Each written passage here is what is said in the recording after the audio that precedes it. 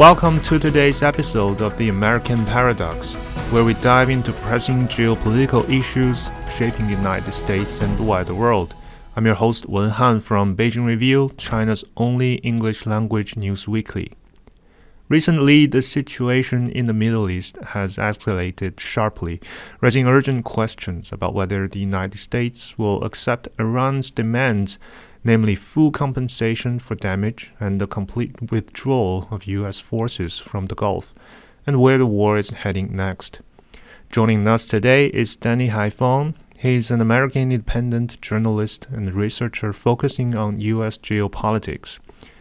Mr. Haiphong, we've seen escalating conflict between the United States, Israel, and Iran. Let me start with a key question. Do you think the United States is likely to accept Iran's demands at this stage? The United States will not accept Iran's demands and proposals right now because of the United States and Israel as its ally are seeking hegemony. They're seeking regional hegemony, they're seeking global hegemony, and they want Iran to be toppled for this goal. Now, Iran's goals and demands toward the United States are likely to be seen as unreasonable by U.S. elites and the political class, but are highly reasonable if we just look at what is happening to Iran. Iran wants guarantees internationally that they won't be struck again, that there won't be further attacks on them. They want U.S. military assets out of the region, which is a prerequisite to ensuring that the U.S. and Israel can't strike Iran again.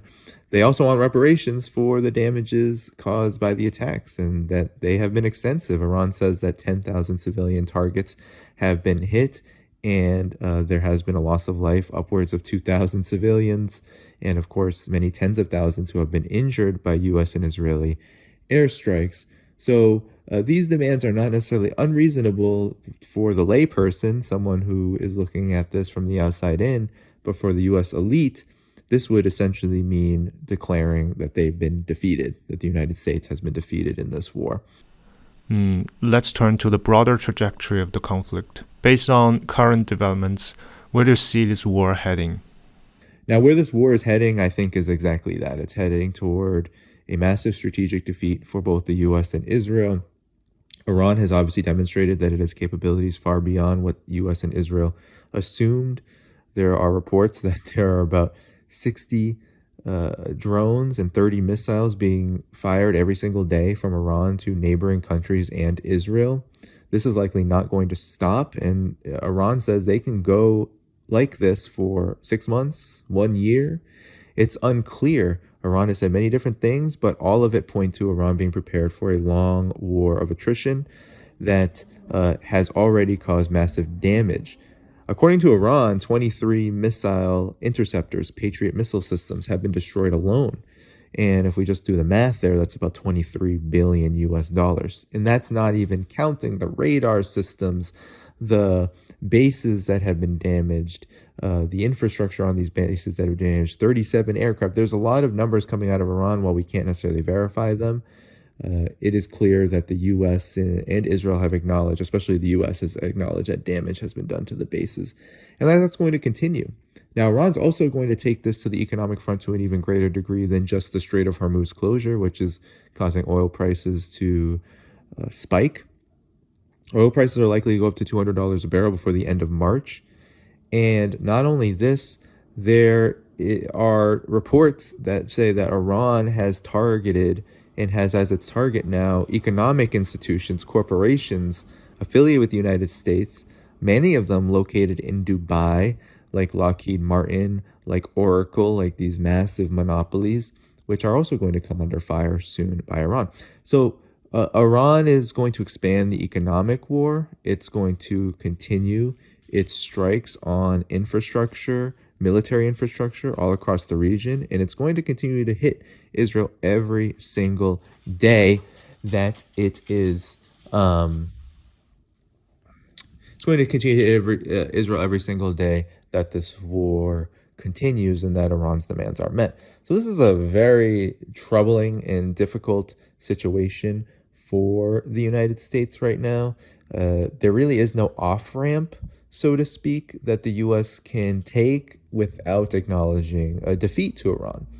dead civilians, killed civilians, destroyed infrastructure. Iran, that is not going to defeat Iran. Iran has demonstrated that 90 million plus people are united against this war. They are rallying every day in the streets. They're not budging when bombs fly over their heads.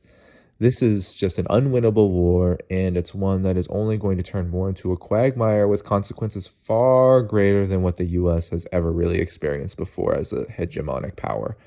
And looking beyond the battlefield, what impact could this situation have on the United States itself, its global standing, domestic economy, and even its diplomatic agenda, including high-level engagements such as a potential visit to China? It's going to have economic consequences that's going to devastate the share of the U.S.'s control over the global economy. It's going to have devastating consequences for the petrodollar, the U.S. dollar. It's going to have devastating consequences for U.S. public opinion about their own government. It's going to have possible effects of a whole total economic recession, which of course hits working people the hardest in the United States. It's going to have massive consequences too for the direction of the world order. More and more countries are going to start making the decision that they cannot trust the United States, and of course they can't trust Israel with any kind of agreement, any kind of cooperation that they do with them. And in terms of the trip to China in April, this is likely going to be canceled.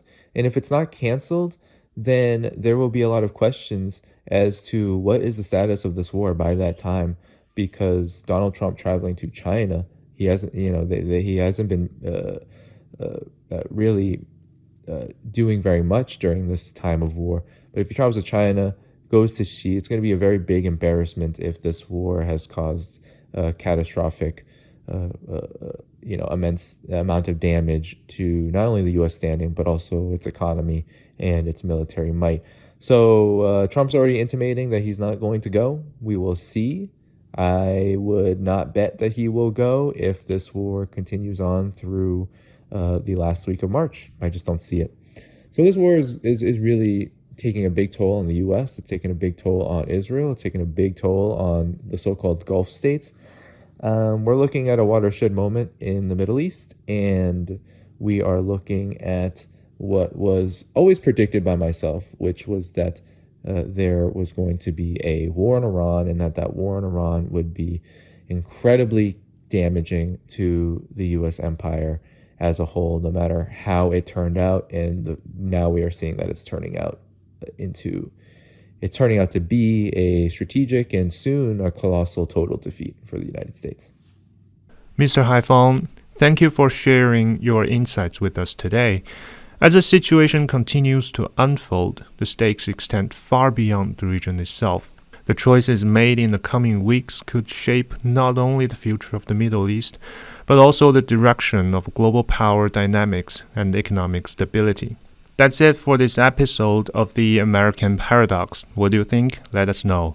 This podcast is produced by Beijing Review. If you enjoy the show, don't forget to subscribe, leave us a review, and share it with someone who is interested in this topic.